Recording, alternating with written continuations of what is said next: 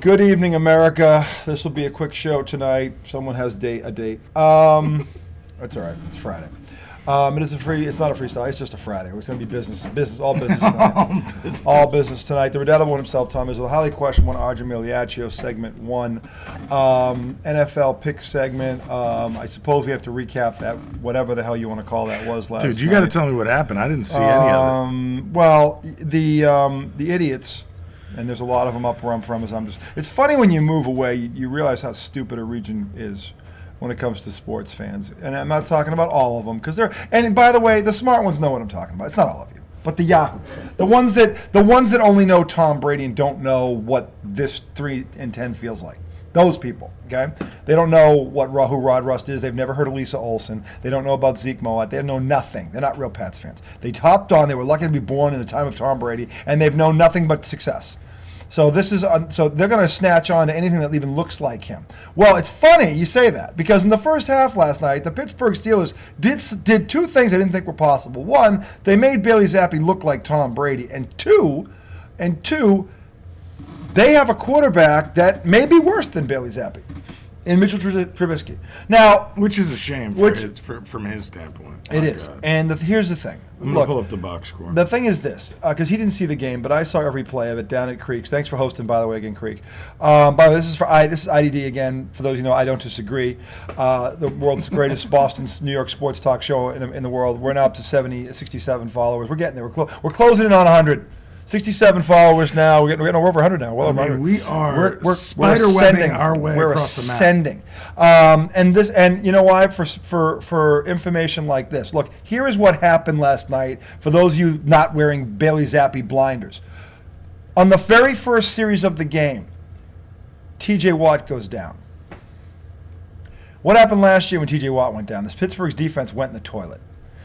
Literally, they went in the toilet last year. Second he got hit, they went down. They're not deep. They lose him. That's literally he's their linchpin. He goes down, gets kicked in the face. I mean, a lot of weird shit happened last night. What did he get, a concussion? They put him in concussion protocol. Now he came back. Now listen what happened. He misses the entire first half.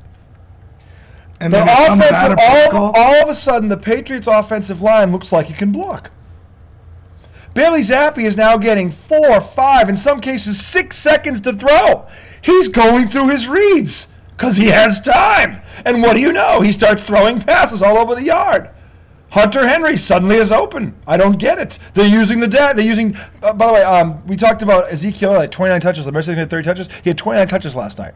7 receptions, 72 yards, and a touchdown catch. Wow. Okay, out of the backfield. So they got him involved. All of a sudden they went vertical. Juju Smith-Schuster caught a 37-yard bomb, the longest pass play seen for the Patriots down the sideline. 90 yards for Juju. Yeah. That was, but by the way, former team. Gee, tell me he wasn't motivated. Yeah. So the Patriots... Jalen Reagor turning in a 0 for 0. No, well, at least some things stayed the same. No drops, though. No drops. See, if you don't target him... I'm sorry, 1 target. My apologies. Well, I don't know if he dropped it, but maybe he did. Who knows? He probably did. He didn't catch it. Anyway, the bottom line is this. So the Patriots go down in the opening drive. They score. Pittsburgh goes 3 and out. No, actually, Pittsburgh goes down and gets a field goal. Patriots go down again and score. So it's 14-3, and then Mr. Trubisky did. We did say on the last episode, the only thing that could screw this up was Mitchell Trubisky. And lo and behold, with Pittsburgh starting to move the ball, he threw a pass. There were 4 white jerseys in the area where he threw it, and 1 black jersey, and it wasn't Shaquille O'Neal. Okay, so if you're going to throw it into 4 people, he better be either Rob Gronkowski or Shaquille O'Neal, or it's going to get picked off, okay? Pretty sure they're both retired. Bad move. Jabril Peppers, who's having a hell of a year for the Patriots, actually picks it off, runs it back 30 yards, sets the Pats up 1st and goal. Short field. He throws the 3rd touchdown pass, which probably was a very nice throw. Look, Bailey Zappi, forget the circumstances, he did play well last night, but understand why he played well. So he throws a dart on the left sideline, hits Hunter Henry for his 2nd touchdown, 21-3. At this point, I'm sitting there going, of course. This team sucks so bad they can't even tank right. They can't even tank right. I texted you and said, what the hell They can't even fucking tank right. I'm like, what? So I'm thinking in the back of my head, the only thing this is going to do is give me a fucking headache for the next 2 weeks. Because now I'm going to hear about is how we don't need to draft a quarterback, that Bailey Zappe, if given time, is now the next quarterback of the Patriots, which he is not, and I'll tell you why. Because right after Pittsburgh went down and scored at the end of the half, they threw a touchdown to DeAndre Johnson, so it's 21-10. Guess who comes out of concussion protocol? TJ Watt. Yeah, and guess what happened to the Patriots offense? They couldn't do anything in the second half. They did nothing. He got sacked twice. He threw one pick, damn near threw a second one. Bill O'Brien got panicked, and rightfully so, shortens the playbook, hands it off, going, look, we got 21 points. We never have 21 points. Our defense can probably win this because, again, that is Mitchell Trubisky over there. It's Mitchell fucking Trubisky who gave you that 21-point lead, okay? It's not Jalen Hurts. It's not Josh Allen, who, by the way, Mac Jones outplayed in both games when they faced him this year, convincingly. It's Mitchell fucking Trubisky, okay, who right now is being lynched in Pittsburgh, being beaten up the way Mac Jones is getting beat up in Foxborough, okay? Literally, it's the same thing, okay? So Pittsburgh comes back, gets to 21-18, and then Mike Tomlin, I think he dropped his brain somewhere up from the locker room to the sideline because he made 2 or 3 of the dumbest calls I've ever seen, and he's too good of a coach to make a mistake like this. First of all, he burns 2 timeouts for no. One was to decide to go for it on 4th down, which I'm like, well, if you're gonna go, you should know that already. Where were they on the field? They were at their 40-yard line. They got the first one. Then the second one, he decides to go for it. He burns one because of some special teams fuck up. I don't know what happened there. And then this is while they're down 3? This is while they're down 3. It's all after they came back. Now on Bailey, here's the thing. On the interception that Zappe threw, he threw it and he forced it into double coverage. It got tipped, went up in the air. He's trying to hit Schuster, who wasn't open, by the way. And it goes up in the air, gets picked off. Ezekiel Elliott saves a touchdown. Ezekiel Elliott is the guy who won this game because if Ezekiel Elliott does not make that tackle, it's a touchdown. And they go ahead because what happened... he threw a pick when it was 21-18? 21-10. Okay. Okay. So anyway, the thing is, the Patriots defense stops them because they went for 4th and 2 on that and didn't get it. Gotcha. Then the Patriots punt. They came down. Actually, the Patriots went to punt it. The Pittsburgh special teams, the Pats special teams, which has sucked all year, Coach Belichick, block punt. 2 years. Block punt. So they get the ball back at the 25. This time they punch it in. It's 21-18. 2-point conversion. They got the 2-point conversion. So it's 21-18. So now I'm going, well, here we go. Here we go. Here it comes. So they hand the ball off pretty much for the rest of the game because, like, we're not fucking risking it. They try to throw 2 or 3 passes. He throws an out that, by the way, this guy picked off. He just landed out of bounds. It should have been 2 picks. It goes right into his arms. He catches it, but he lands halfway out of bounds, so it doesn't count. Otherwise, it would have been 2 interceptions. Everyone ignores this, of course. All the Bailey Zappe glasses. Oh, that didn't happen. No, actually, he threw it right into the belly of a Steeler defender. He did on the sideline. It was a bad throw. It was a bad read, and it hit the guy right in the chest. If he had both feet in, it's a pick. So they get away. They dodge that bullet. Then, okay, the Patriots get stopped, or rather, what is it? The Patriots defense stops Pittsburgh on 4th down. The Pittsburgh goes to punt it on 4th and 3, I think it was. The Patriots go off sides. So it should have been first. The special teams for the Patriots is god awful. It's awful. But because the center, now this is the killer. The center, who is allowed to do this, by the way, lifts his head up. They call a false start. They call a false start on the offense, and they back him up 5. And center does that on every single play. The defender for the Patriots, they're allowed to do it on every snap. They're allowed to look up. They do it. They do it. It's never a flag. Yeah. And the guy for the Patriots, I forget who he was, but he's holding his hands because he knows he fucked up. He is all the way over the line. He's next to the tackle. He's like, I just cost us the game. So he's like, it's on me, and everyone thinks it's on him, and all of a sudden they go, yeah, well, it was a false start. And when they show the replay of this, you should have heard the announcers, the official, they're like, that's not a penalty. Why are they calling that? They're saying he moved his head up too quickly. They put up at game speed. He literally does this. That's the speed. That's the speed he lifted his head up at. So instead of Pittsburgh getting the ball back on another Pats special team screw up, they are forced to punt. And, of course, they only have 1 timeout because Tomlin burned them off, and the Patriots are able to run out the clock and survive. So now, it's all about, now again, I'm not going to blast the Boston media for this because they know better. None of them said this today. They're all like, oh, God, here come the Bailey Zappe phone calls now. Because, look, he had a good first half. He threw for almost 200 yards in the first half, but TJ Watt didn't play. TJ Watt plays in the second half. He throws for like 30 yards. Yeah. 39 yards in the second half. That there is Bailey Zappe. He throws 1 pick, damn near throws 2. That's the Pittsburgh Steelers. They lose TJ Watt. It's like taking the head off the snake. And it did happen in the last year. There's proof of this. So the Patriots escaped Pittsburgh with a win. Mike Tomlin is now under fire because in 5 days, he's lost at home to not one, but two 2-10 teams. Yeah, that's terrible. The difference is the Cardinals have a legit quarterback in Kyler Murray, have a legit weapon in Marquise, and have a running back. Yeah, Cardinals are different because Murray didn't start the year at quarterback. They would not have had that record. Yeah, they wouldn't be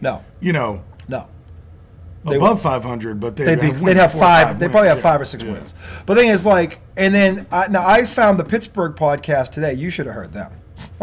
Crushing everybody. They were crushing Mike Tomlin. They're going, how do you lose to the New England Patriots? This team can't score in a whorehouse with a fist for their. That's my line. They damn near used it. The guy I love, whoever this guy was, he was like, this team couldn't score if there was nobody on the field. He was like, they have had 13 points in the last 3 games. Last week they were shut out by the last ranked team defense in the NFL at home. This guy says this on the Pittsburgh podcast. Yeah. Going, and Bailey Zappi, who was the quarterback last week, looks like Tom Brady. Yeah. Like, how does that happen? And it's a great question. And I kept, now no one said it, TJ Watt didn't play in the first half. He had all kinds of time.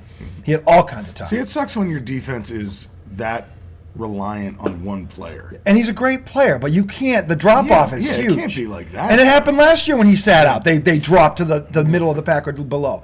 And that's why Bailey Zappi looked so good in the first half, because the second half, when this guy got on the field, Bailey Zappi looked like Bailey Zappi again. Yeah. And that tells you he's not Here's the answer. Another thing, though. How do you get out of concussion protocol? Well, the tests were all negative. They kept him out for the first half as a precaution. It's all tested negative. He had no signs of concussion. Concussion protocol tests can be done in 10 minutes. I know, but they kept him out for the entire first half. He was on the first series. My point is, if you get kept out for the first half, you are not getting better in the second half. Well, they didn't. All the signs were negative that he didn't have a concussion. That's why they allowed him to come back in the second half, because he had no signs. Okay, but my point is this: when somebody goes into concussion protocol, they go into the tent. And if they don't have a concussion, you can go right back in the game. Well, they weren't.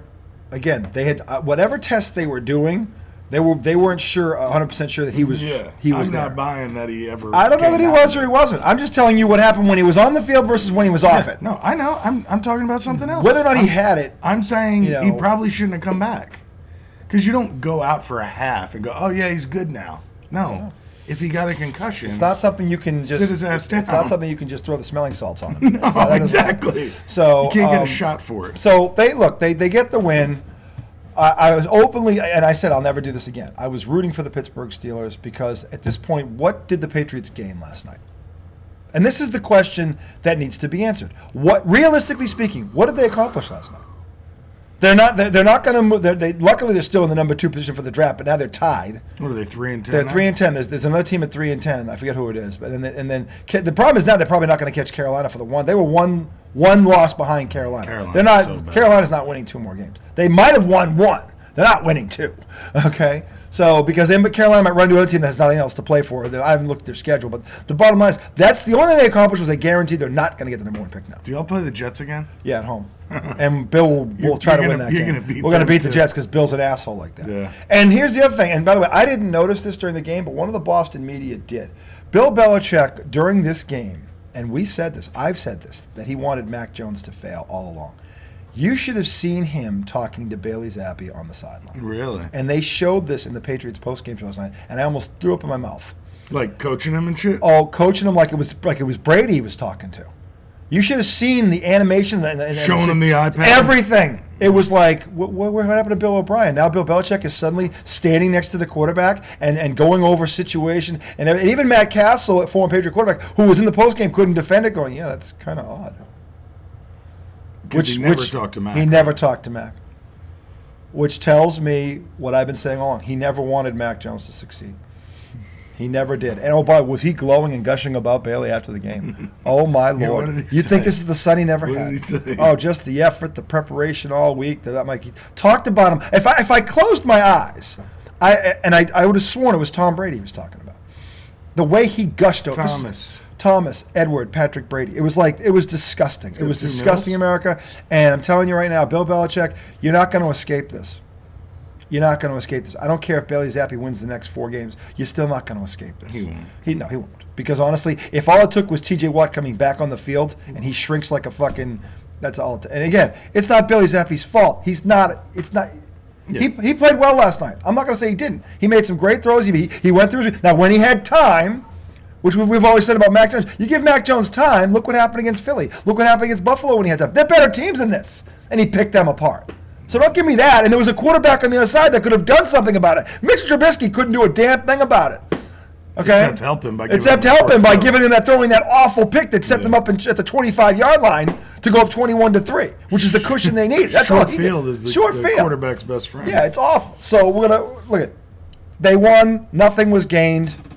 Nothing was lost. Nothing was learned. Okay, the only thing that happened. We learned about Pittsburgh last night. Pittsburgh. Yeah, they're not a playoff team. No, they're not getting it. They're done. They're all done. And they've been fraudulent the whole time. They kind of have.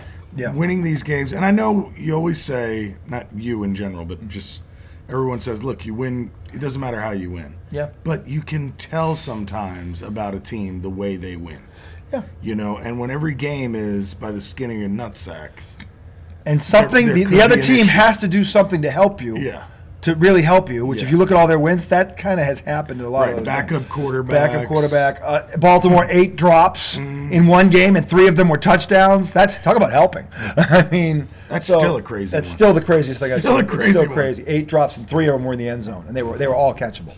So I mean, with that, we're going to move to the pick segment. We have Knicks are losing. I figured they were.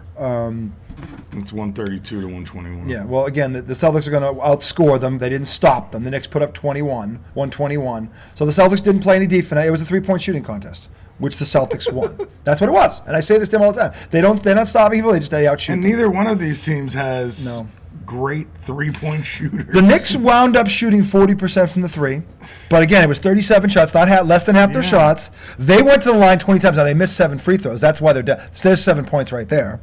And the Knicks had 13 turnovers isn't bad. But look at Brunson. They out-rebounded the Celtics by 10. Look at Brunson's efficiency. Brunson was 8 for 17, 0 for 5 from the 3. Yeah, that's He's terrible. minus 19. Only 4 assists. We talked about this. He has to average 10 assists. 4 assists out of your point guard is no bueno.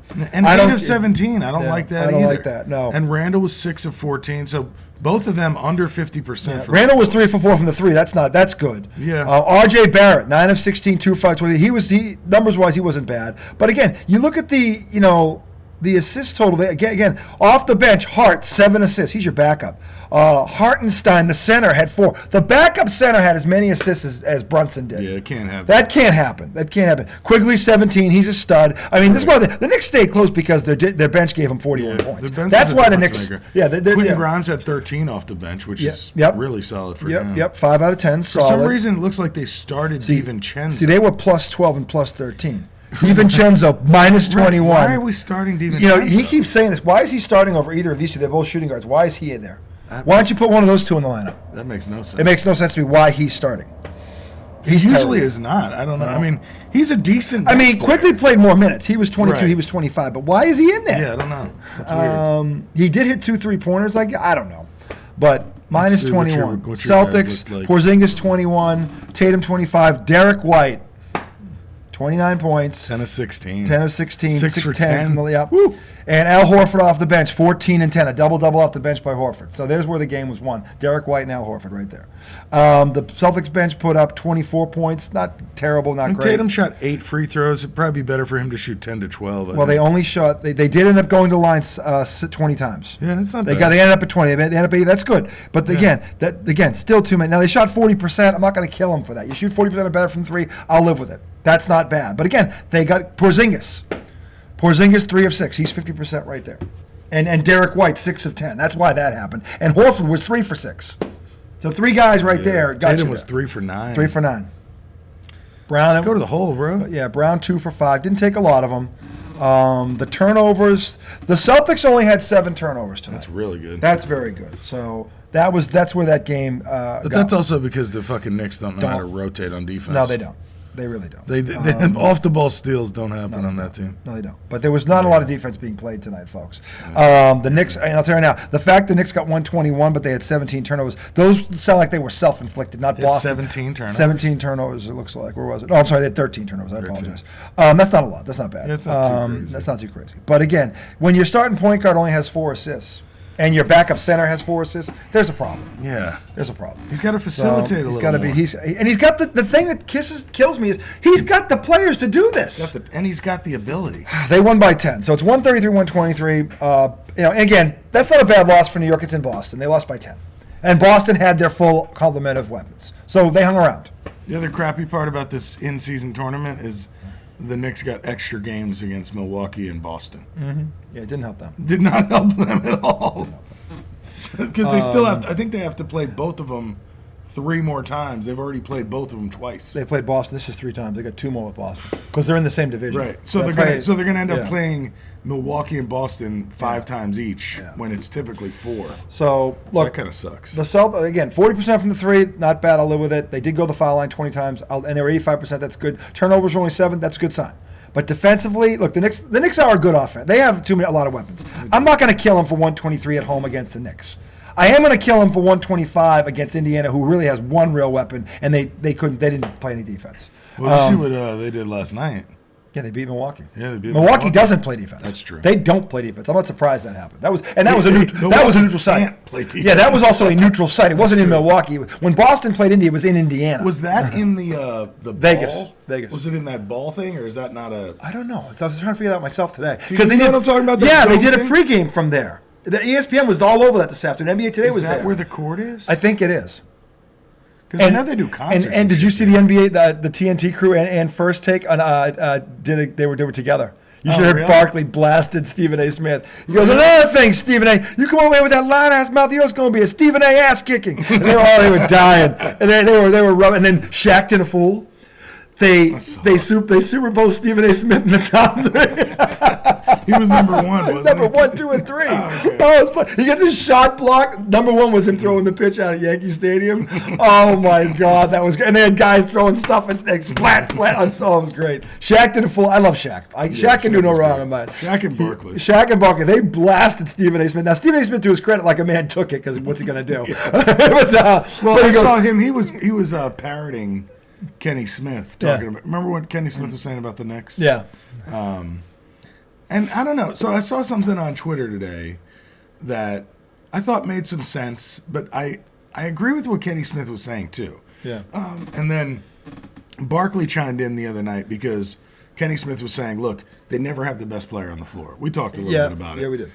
And then Barkley chimes in and he's like, they're holding on to all these draft picks. What are they holding on to these draft picks for? Go out, get somebody, but then somebody on Twitter said, yeah, whenever the Knicks throw money at people and trade people for draft picks, it's always like, oh, you need to build a contender the right way. Now that they're actually trying to build a contender the right way, it's, oh, go spend money, go throw your picks away. If we agree, and I think you and I agree, that if they were to try to trade Randall, they wouldn't get what they needed in a trade for him. No. They couldn't. The best way to do that, because I think they're 3/4 of the way there, is to use those draft picks and get another player. Yeah. A complementary piece. Now, here's the trick.